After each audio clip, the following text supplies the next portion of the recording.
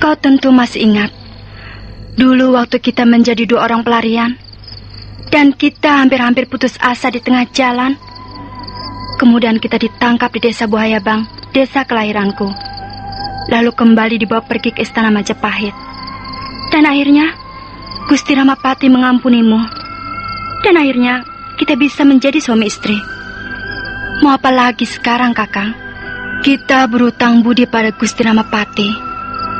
Apa yang kita peroleh sekarang ini semuanya berkat kemurahan hati Gusti Ramapati, Kakang. Sudahlah, Praharsini. Aku tidak mau bicara soal ini lagi. Sekalipun kita mempunyai pandangan yang berbeda, tapi kau adalah istriku. Dan aku sangat mencintaimu. Bagaimanapun juga aku akan berusaha membahagiakan istriku. Kakang Ratanja. Kakang Ratanja, aku pun mencintaimu. Mestinya kita cukup mensyukuri keadaan ini. Percayalah, kita bisa hidup bahagia, Kakang. Kita bisa mengumpulkan harta sebanyak-banyaknya selama kau menjadi tabib istana. Dan harta itu nanti akan menjadi bekal kita di hari tua. Kakang Ratanja, kadang-kadang kau mempunyai pikiran yang aneh. Kadang-kadang kau memperlihatkan sikap yang lembek. Aku seringkali merasa khawatir, Kakang. Aku takut kau hanya akan menuruti perasaanmu saja. Dan akhirnya kita akan kehilangan semuanya ini, Kakang.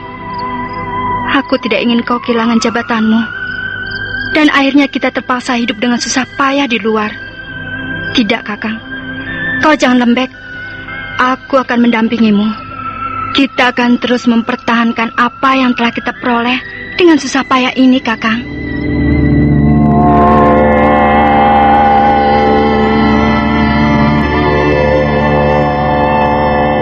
Luh Jinggan, Ninih Luh Jinggan. Ya, Gusti Putri. Jangan tundukkan wajahmu. Angkat wajahmu, Luh. Pandanglah aku. Siapakah aku ini? Ayo, Luh Jinggan, jawablah. Siapakah aku ini? Gusti Putri adalah junjungan hamba. Kau ini seorang dayang-dayang yang tidak tahu diri. Aku tidak percaya lagi padamu sekarang. Kau telah mengkhianati aku. Jangan kau kira aku tidak tahu, Luh. Kau sudah membubuhkan racun dalam minumanku. Kau mau membunuhku, bukan? Tidak, Gusti Putri, tidak. Jangan berdusta. Kau telah meracuni aku. Sekarang datanglah kemari. Cepat, Luh. Aku ingin membuktikan bahwa cangkir minuman ini berisi racun. Sekarang kau harus meminumnya. Ayo, Luh. Cepat minum. Cepat. Tidak, Gusti Putri. Tidak, tidak.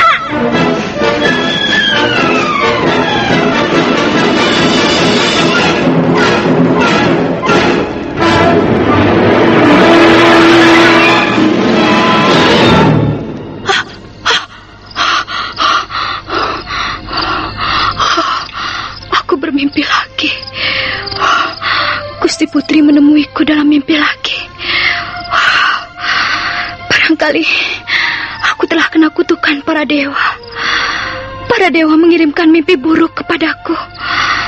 Dan barangkali hukuman yang lebih berat sudah menunggu. Kakang Rakuti, mengapa kau seret-seret aku dalam komplotan jahat ini? Selama ini, aku hidup tenang dalam istana Kaputren. Gusti Putri sangat menyayangiku. Dan aku mempunyai banyak teman yang baik di sini. Aku tidak pernah mengalami guncangan batin seperti ini. Tapi sekarang tiba-tiba semuanya berubah. Hidupku tidak tenang lagi. Tidak ada lagi makanan lezat. Tidak ada lagi minuman yang bisa mendinginkan hatiku. Bahkan aku tidak bisa duduk dengan tenang. Rasa-rasanya aku tidak sanggup melanjutkan pekerjaan itu. Ayah, lihatlah anakmu ini. Lihatlah Lu Jinggan, Ayah. Dia sudah menjadi seorang pembunuh besar. Maafkanlah aku, Ayah. Kau pasti akan kecewa sekali. Kau kecewa karena ternyata aku tidak bisa menjadi seorang wanita yang baik. Aku telah melupakan nasihat-nasihatmu yang berharga. Mataku telah menjadi buta dan telingaku menjadi tuli. Semua ini gara-gara seorang laki-laki yang bernama Rakuti, Ayah. Kakang Rakuti, mengapa kau Kakang Rakuti, besok istana Kaputren ini akan geger. Dan kau tidak perlu terkejut, Kakang. Kau tidak akan bisa menjumpai aku lagi. Kau hanya akan melihat tubuh Lu Jinggan terbujur kaku. Kaku dan dingin. Kakak, maafkan aku. Aku tidak bisa meneruskan pekerjaan itu. Aku tidak bisa membantumu lebih banyak lagi.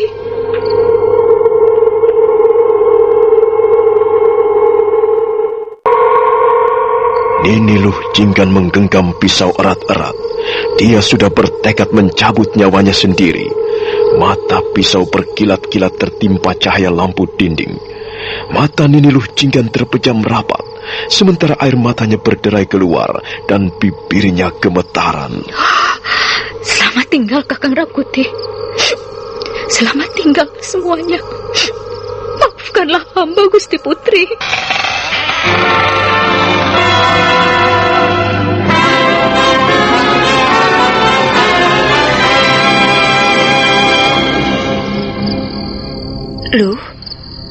Lu Jinggan?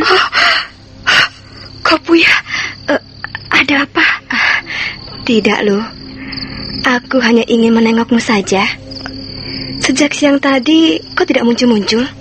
Kukira kau sakit. Aku tidak apa-apa. Aku hanya merasa kepalaku agak pusing. Untuk apa pisau itu? Mengapa kau memegang-megang pisau itu, Lu? Tidak, Buya. Benda ini peninggalan almarhum orang tuaku. Dulu kami tinggal di Bukit Kedung Peluk.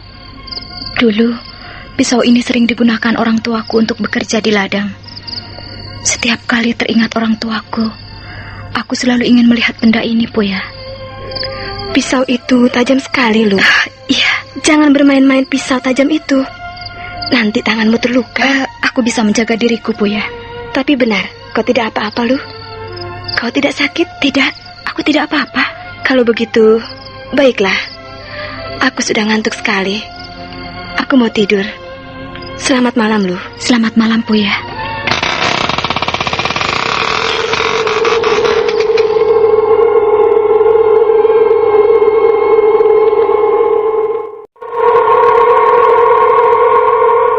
Pintu kembali tertutup rapat. Buya melangkah pergi. Sekarang Lu Jinggan kembali sendirian di ruangan biliknya. Dia masih duduk di tepi ranjang. Dia duduk sambil mengamati pisau tajam yang masih terselip di tangannya. Kemudian perlahan-lahan pisau itu terangkat. Tangan Lu Jinggan gemetar. Aku harus mengakhiri semua ini. Biarlah aku mati. Aku sudah tidak tahan lagi menghadapi siksaan ini. Lebih baik aku mati. Mata Lu Jinggan kembali terpejam rapat. Dia menggenggam pisau dengan kedua belah tangannya. Lu Jinggan terkejut. Dia seperti mendengar suara Empu Lunggah, ayah kandungnya yang sudah pergi beberapa tahun yang silam. Lu Jinggan anakku. Apa yang akan kau lakukan itu, Lu? Ayah, benarkah aku mendengar suara ayahku? Benar, Lu. Kau mendengar suara ayahmu. Di mana kau, Ayah? Di mana ayahku? Mengapa aku bisa mendengar suaranya?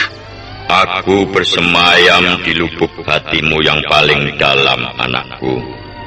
Aku tinggal di pusat pikiranmu sekarang ini.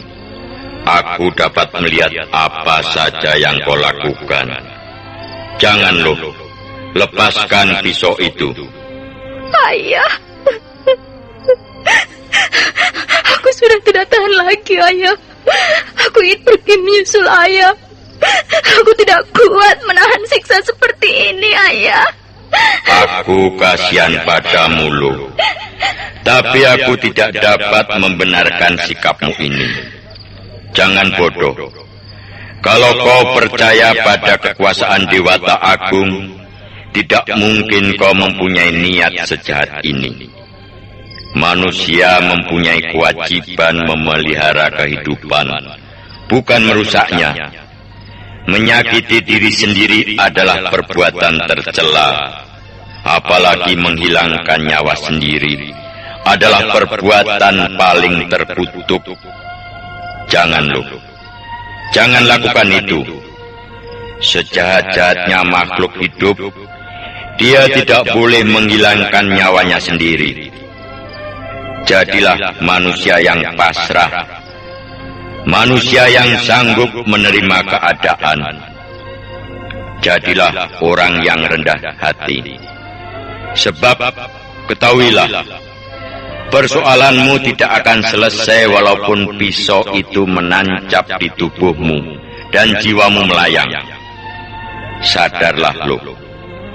Kalau kau sanggup memikul beban hidup, sekalipun sangat berat, tanpa mengeluh dan tanpa menuntut, percayalah, Dewata Agung akan melimpahkan karunia-Nya kepadamu.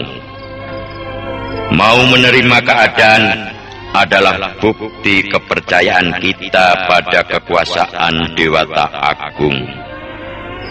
Sekali lagi, jangan bodoh. Seekor binatang yang paling hina sekalipun tidak akan menghilangkan nyawanya sendiri. Sedangkan kau manusia, kau makhluk paling mulia di antara makhluk-makhluk lain yang bertebaran di bumi ini. Apa kau tidak malu? Ayah, maafkan aku, ayah. Maafkan Luh Jinggan, anakmu ini.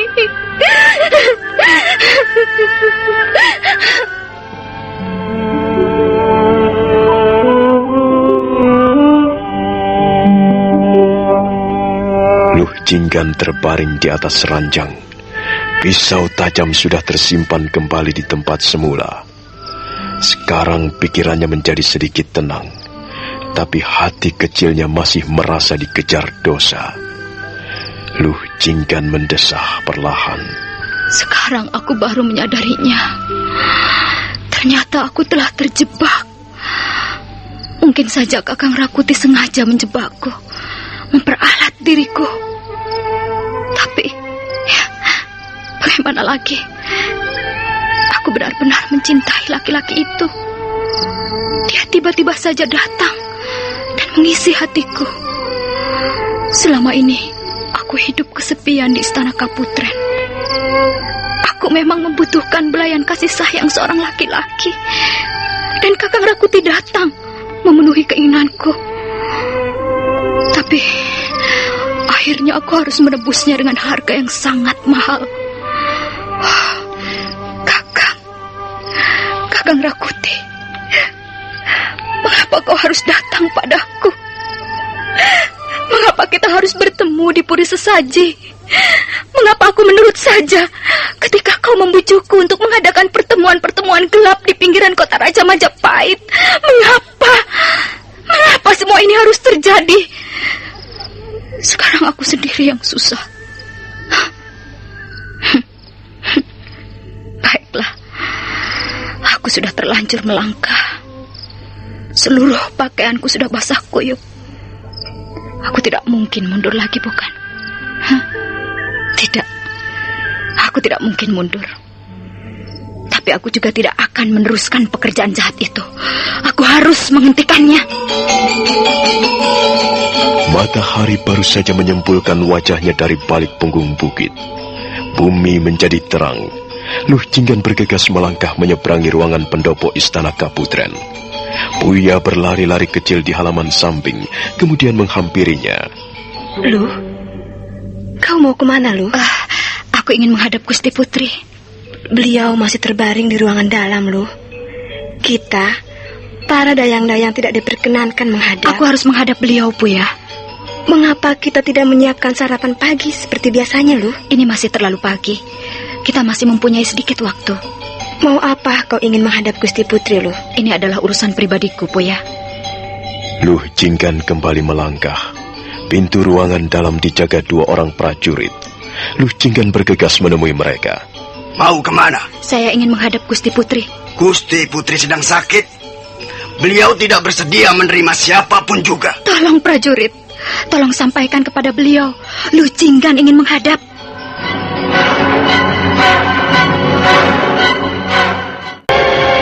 Dua orang prajurit jaga itu berusaha menahan Nini Luh Jinggan, tapi Nini Luh Jinggan mendesak. Akhirnya salah seorang di antara mereka masuk ke ruangan dalam. Tak lama kemudian dia sudah keluar kembali, dan Luh Jinggan dipersilahkan masuk. Nah, bagaimanakah kisah selanjutnya? Saudara pendengar, silakan menunggu seri berikutnya. Sampai jumpa.